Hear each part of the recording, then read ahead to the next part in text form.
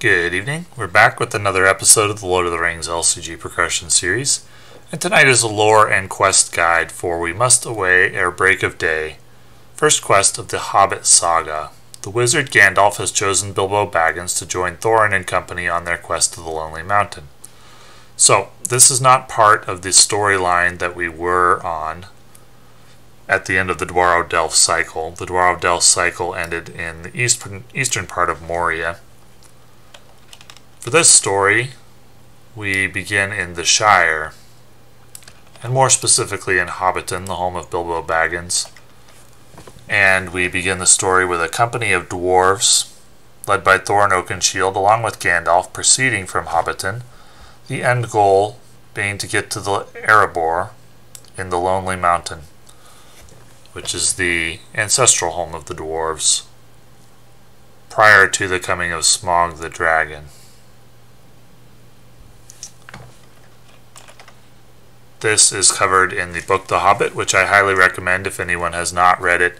If perhaps you're only familiar with The Lord of the Rings or The Lord of the Rings movies, The Hobbit is well worth a read. It's a much shorter book.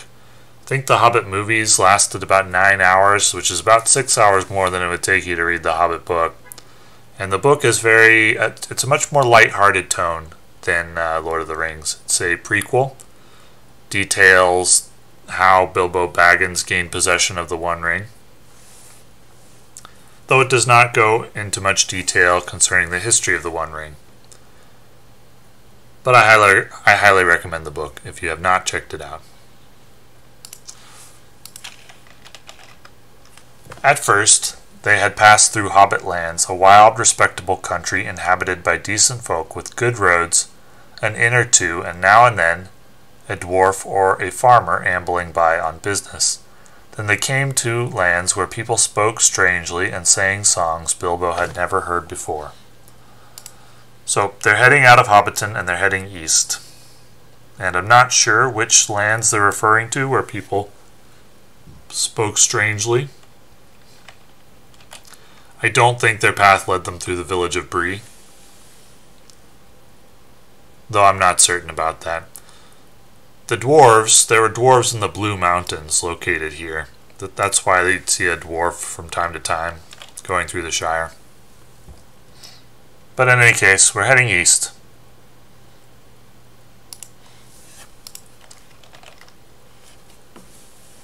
Obviously, trolls. Even Bilbo, in spite of his sheltered life, could see that from the great heavy faces of them and their size and the shape of their legs, not to mention their language, which was not drawing room fashion at all. So, in the process of heading east, the party has encountered trolls.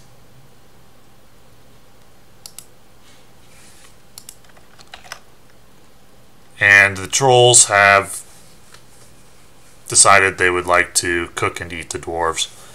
If you're not familiar with trolls, they come out during the night, they turn to stone in daylight. "Dawn take you all and be stone to you," said a voice that sounded like William's, but it wasn't. For just at that moment the light came over the hill, and there was a mighty twitter in the branches. William never spoke, for he stood turned to stone as he stooped, and Bert and Tom were stuck like rocks as they looked at him. The Hobbit. So, this details the encounter with the trolls. This quest is very similar to Conflict at the Carrock. Fun fact, in the Lord of the Rings movie, The Fellowship of the Ring, you can see the three trolls in one of the scenes. I believe it's in a scene where, after Frodo had been stabbed at Weathertop, and so Weathertop is located here, also called Amon Sul. After Frodo was stabbed there and they were proceeding toward Rivendell, they came across the stone forms of the trolls in the movie, The Fellowship of the Ring. They don't make reference to it, but they're there in the background, which I thought was a nice reference. So, this is a similar quest to Conflict at the Carrock. If you remember Conflict at the Carrock, the correct strategy in that quest was to set up in Phase 1 before proceeding to Phase 2, where you would encounter the trolls. For the setup for this one, we remove and shuffle the 7 sack cards into a sack deck and set it aside face down. So the sack cards are here. They all do the same thing, but they differ in who you will be attaching it to. For example, 1, when it comes out of the sack deck, you attach it to the character with the highest shields. 1, you attach it to the character with the highest willpower. So they all do the same thing. They just attach to different characters. Remove the 3 troll enemies in the troll cave from the encounter deck and set them aside out of play, then shuffle the encounter deck. Each player reveals 1 card from the top of the encounter deck and adds it to staging. We do, for this quest, get Bilbo Baggins on our side. The first player gains control of Bilbo Baggins. Bilbo Baggins cannot gain resources from player card effects, but he does gain 1 resource per round, and his resources can be used on special Baggins cards or Baggins effects. Each quest will have a way to spend the resources that Bilbo gains. And sometimes with these quests it's necessary to save Bilbo's resources in order to accomplish some objective or make some challenge of the quest easier.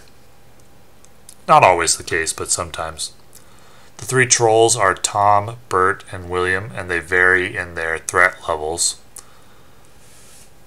So, in Phase 2, you add the set-aside troll enemies and the troll cave to the staging area, which means you're adding 3, 6, 9, 10, 11 threat to the staging area, and one of the trolls is likely to engage you right away. That would be Bert, because he has 23 threat. One of them is going to engage you if you take too long in stage 1, or if you start at threat that's too high. Then you will engage Tom as well. When you engage a troll, it says after Bert engages a player, sack 1. Sack 1 means you draw 1 card off the sack deck and attach it to the character that's specified. Attached character cannot ready, attack, defend, commit to quests, or trigger effects. If the sack card is removed, shuffle it into the sack deck. Return Bert to the staging area at the end of the combat phase. The engaged player may raise his threat by 1 to cancel this effect. Tom also has sacked 1, and while Bert is out, players cannot play attachment cards on troll enemies.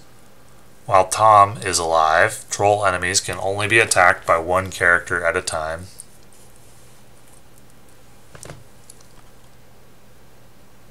William, troll enemies not engaged with a player cannot take damage, which means you can't damage them in the staging area.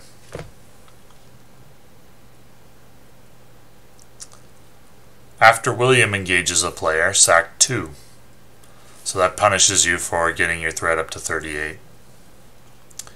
The Troll Cave. Players cannot travel to Troll Cave unless Bilbo Baggins has the Troll Key attached, and the first player spends 5 Baggins resources.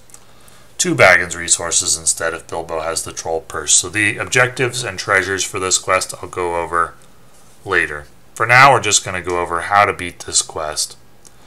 If there are no troll enemies left in play, or if there are no cards left in the encounter deck, advance to the next stage. Any time players would place progress tokens on this quest, discard an equal number of cards from the encounter deck instead. Progress is placed on the active location before triggering this effect. So what this means is if you should quest, for example, if you had 3, 6, 9, 11 threat in the staging area and you quested for 20, you would make 9 progress. 1, 2, 3, 4, 5, 6, 7, 8, 9. In this quest, you don't make progress when you're on phase 2. Instead, you would discard 9 cards from the encounter deck. And if you manage to discard all the cards from the encounter deck, then you immediately advance to the next stage.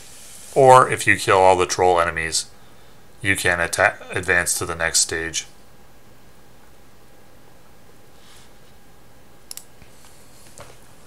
Once you advance to the next stage, when revealed, remove all troll enemies and sack cards from the game.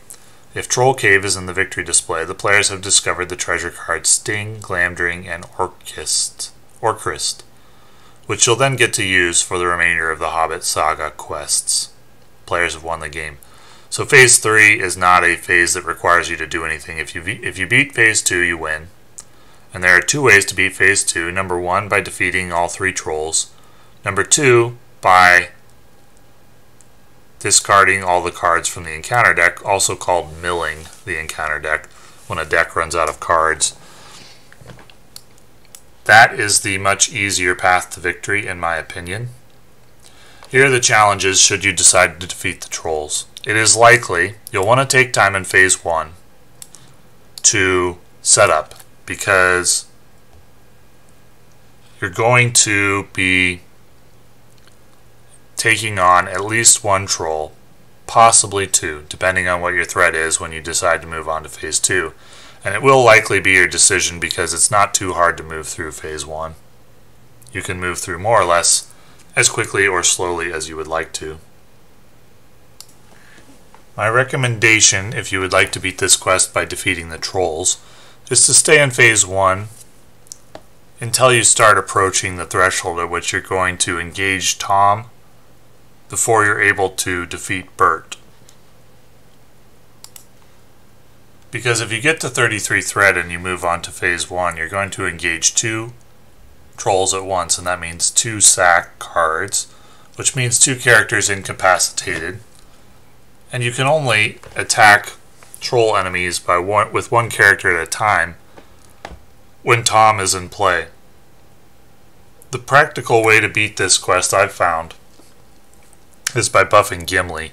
If you're playing progression style, you buff Gimli with Citadel Plate, you get some damage on him so that he swings for, anywhere from 4 to 9 or even 12 if you buff him with 2 Citadel Plates.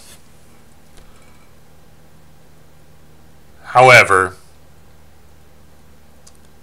taking on 2 troll enemies at once, which means 2 attacks, 2 characters sacked at once, is very difficult. So my recommendation is to stay in Phase 1 until you hit, it depends on what your deck is capable of, but I've found if you're getting up to 30 or higher, you're going to be in trouble, because you need to leave yourself 2 turns probably to kill Bert with a buffed Gimli.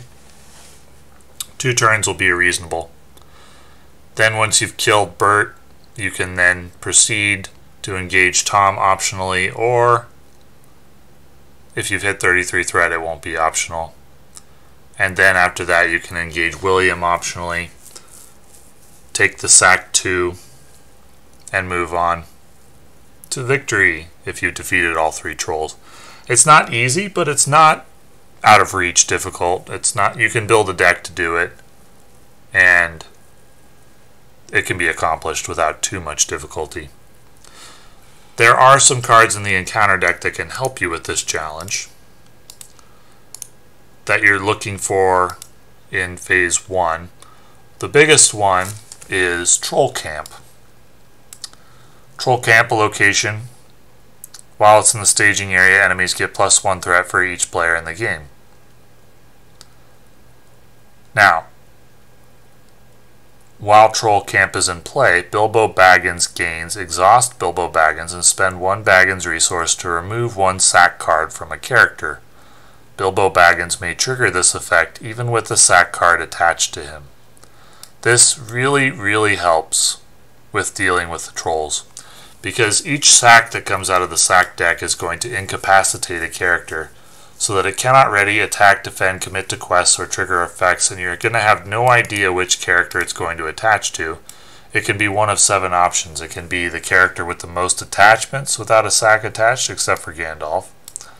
It can be the character with the highest willpower. It can be the character with the highest printed hit points, but if you're seeing a common theme, generally the sacks go on strong characters.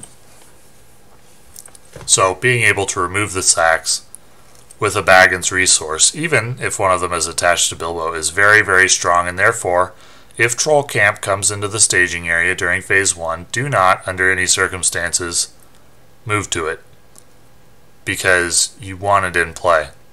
And it doesn't matter if it's in the staging area or the active location.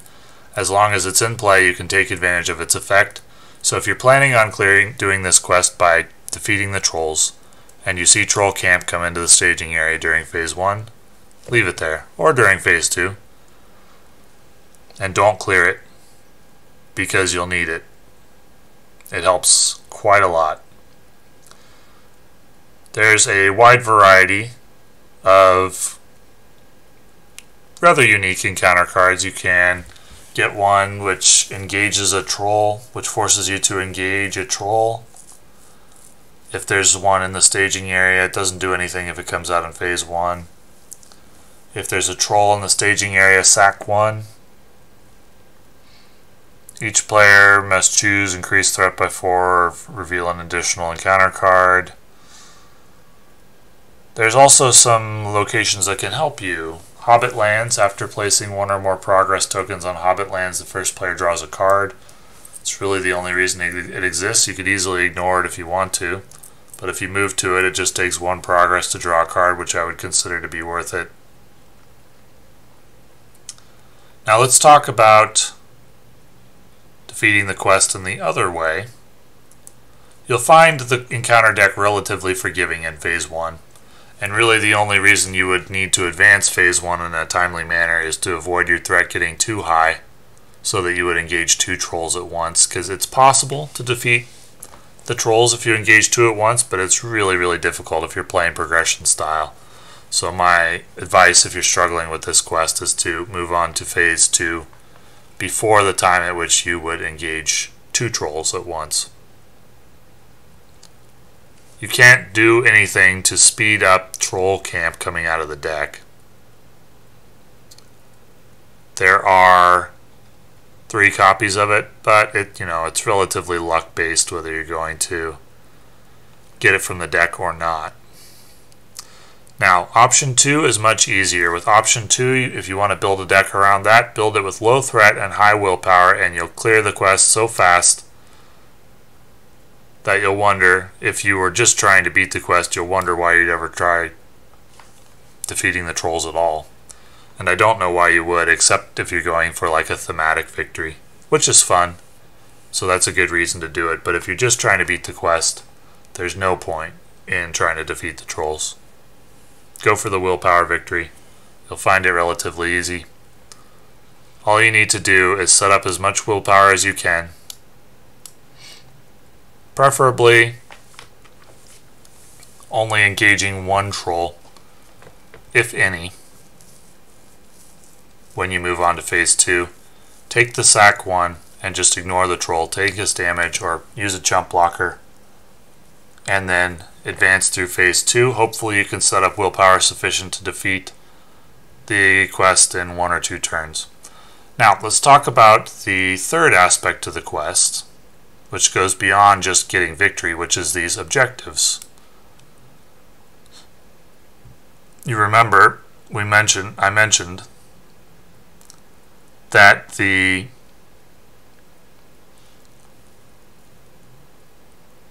troll cave needs to be defeated if you want to gain control of the treasure cards Sting, Glamdring, and Orcrist for the remainder of the Hobbit Saga quests. In order to do that, you have to have the troll key. There's also an objective, the troll purse, which can reduce the number of Baggins resources that you need to spend. Remember, Baggins resources are gained on Bilbo 1 every round. If you don't have the troll purse, you need 5 Baggins resources. So here's how you get the objectives. They need to come out of the encounter deck, and they need to come out of the encounter deck after there's a troll in the staging area. Unfortunately, so the troll key reads, if troll key is discarded, add it to the staging area. If troll key is unattached and in the staging area, attach it to a troll enemy if able. After attached troll enemy takes damage as the result of an attack, the first player may exhaust Bilbo Baggins to claim this objective and attach it to him. So, if the troll key is revealed from the encounter deck, before there are any trolls in play in Phase 1, It is not added to the staging area. It's discarded and it stays there. That is the official ruling from FFG. So there's a large degree of luck involved in this, because if the troll key gets discarded, there's nothing you can do about it in phase 1. You just have to restart the quest. And if the troll key comes out while there is a troll enemy in play, you attach it to a troll enemy. The troll enemy doesn't have to be in the staging area. So after you've attached it to a troll enemy, if the troll enemy takes damage, then you can exhaust Bilbo to take control of the troll key. And once you have control of the troll key, you can then move to the troll cave for the cost of 5 Baggins resources, or 2 if you have control of the troll purse as well. The troll purse has the same rules, except that after troll enemy is destroyed, you have to destroy the troll enemy to take control of the troll purse. And if you can gain control of the troll purse, then it will only cost 2 Baggins resources to move to the troll cave. And if you clear the troll cave and then defeat the quest, you can claim the objective Sting, Glamdring, and Orcrist for use in future Hobbit Saga quests. It is not easy to do that objective, because you need 1 card out of an encounter deck of 34 cards if you count troll key. It could very well be at the bottom, and you can't wait around for 34 turns for it to come out of the encounter deck. So you need it to be in the top, I don't know, 5 cards or so. Once you get into phase 2, you need it to not come out right away, because if it comes out in phase 1, you're out of luck. And you need it to then come out when you want it to, once you've advanced to phase 2. But it's not like you can hang around there forever with your threat going up and up and up and just tanking the troll attacks forever. They attack for 5 every time. If you're playing progression style, it's not so easy to set up a board state that can handle 3 attacks for 5 every round, especially when you're going to have 4 of your characters sacked if you don't have a troll camp in play. So you need some luck to be able to accomplish this. You need a degree of luck that I consider unreasonable. I would have liked to have seen this quest designed so that it was difficult to obtain the objectives, but not so luck-based. Because I think the objectives are fun and thematic, and I think if they were less reliant on the troll key coming out of the encounter deck at the proper time, it would add fun to the Hobbit Saga without losing much challenge. But that's not the case. If you want to play, you can make a house rule, and many players have. And if you wanted to make a house rule, I would say a good first house rule, one that makes a lot of sense to me, is if the troll key comes out of the deck in phase 1, simply leave it in the staging area until a troll comes into play, and then attach the troll key to it. If the troll key comes out of the staging area in phase 1, do not discard it, as per the official ruling. I don't like that official ruling. It's not intuitive according to the text of the card, but that is the official ruling. So if you wanted to make a house rule, my recommendation, for whatever it's worth, is to change the rule so that if the troll key or the troll purse come out of the deck in phase 1, simply leave them in the staging area until a troll enters play, and then attach them to that troll. That seems very reasonable to me. Still makes them difficult to get, because you got to hang around in phase 1 until they come out of the deck, and that's not easy, but it at least gives you a fighting chance and something you can do. You can play a lot of threat reduction so that you can hang around in phase 1 for a while. You still have to quest precisely so you don't move on accidentally. You still have to clear the cards that come out of the encounter deck, but it creates a deck building challenge and a reasonable amount of difficulty, which will still be fun. That's just my opinion, for whatever it's worth. That's what I would do if I was looking to make a house rule for this. But that's not the official ruling. The official ruling is if this comes into play while there's no troll in the game, it goes to the discard pile. we must away ere break of day. Very similar to Conflict at the Karak, except that it gives you the option of completing the quest by willpower by decking the encounter deck, which is the easier path to victory in this one. Much, much easier. If you get set up in phase 1 with as much willpower as you can and then move on while only engaging one troll, you will not have too much difficulty with this quest compared to trying to defeat the trolls. However, you have no chance of obtaining the objectives if you do it that way. Or very little chance, I'll say. Because you're only going to spend like 2 rounds in phase 2, so a 2 out of 34 chance or something that... No, that's not the math, but it's unlikely that you will get the troll key and then be able to damage the troll it's on and then escape if you play the quest that way. You can defeat 2 of the trolls if you're trying for the key and then just sit around tanking the final one. That's pretty viable, especially if you're able to unsack all your characters. You could just hang around waiting and waiting and waiting until the troll key comes. It's probably the best option for completing the quest if you don't get lucky with the treasures, if that's the objective. But all things considered, I like the Hobbit Saga quest, and the Hobbit Saga cards are great.